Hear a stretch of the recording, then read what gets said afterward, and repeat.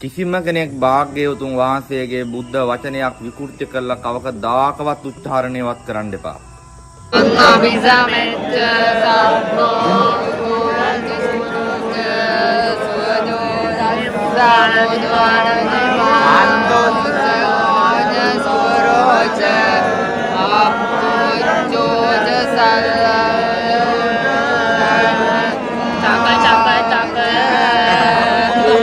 දැන් ඒ තරුණ පිරිස භාග්‍යවතුන් වහන්සේ විසින් දේශිත ඒ උතුම් වූ කරණීය මෙත්ත සූත්‍රය එක එක විදිහට නානාවිධාන රූපීව වැරදි විදිහට අර මේ සතුටු වෙවියේ භාග්‍යවතුන් වහන්සේගේ බුද්ධ වචනේ එක එක දේ විකෘති කර කර එක එක ශබ්ද දදා එක එක විදිහට ඔහොම කියන්නේ උච්චාරණය කරනවා.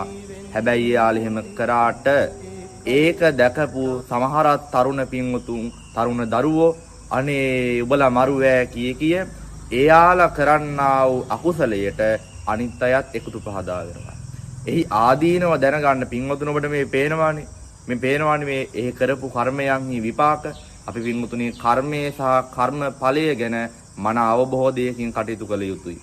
භාග්‍යවතුන් වහන්සේ කියන්නේ මේ දෙවියන්ගේ මිනිස්යන්ගේ ශාස්ත්‍රුන් වහන්සේ ඒ උත්තරීතර භාග්‍යවතුන් වහන්සේගේ ශ්‍රී මුඛයෙන් උච්චාරණය වෙච්ච ඒ බුද්ධ භාෂිතයක් විකෘති කර කර උච්චාරණය කිරීමේ ආදීනවය අකුසල විපාකයේ මනාව දත යුතුයි. මේ වාගේ එක එක අසෝබන ක්‍රියාවන් දැකලා අනිත් අයත් අනේ හොදයි උබලා හොදයි කිය එයාලා කරන්නා වූ අකුසලයන් සම්මත කර කර ඒ අකුසලයන් අනුමෝදන් කරගැනීමෙන් වළකින්න අප්‍රමාදීව කුසල් දහම් පමණක් වඩමින් කටයුතු කිරීමට උත්සාහවන්ත වෙන්න. කර්මය සහ කර්මඵලය ගැන මනා අවබෝධයකින් ජීවත් වෙන්න. පින්වත් ඔබ සැමට උතුම් වූ තෙරුවන්